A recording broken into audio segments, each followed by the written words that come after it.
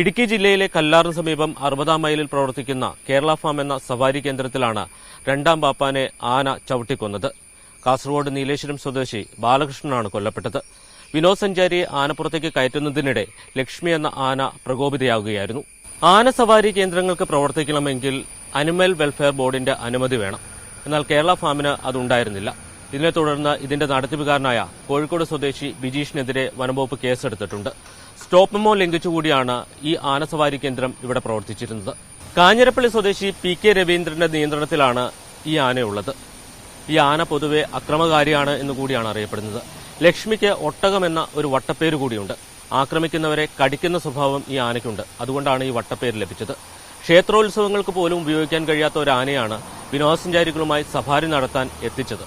അനധികൃതമായിട്ട് ആന സഫാരി നടക്കുന്നതായിട്ട് ശ്രദ്ധയിൽപ്പെട്ടിട്ടുണ്ട്. അത് സ്റ്റോപ്പ് ചെയ്യുന്നതിന് വേണ്ടിയിട്ടുള്ള മെമ്മോ ഇഷ്യൂ ചെയ്തിട്ടുണ്ട്. പിന്നെ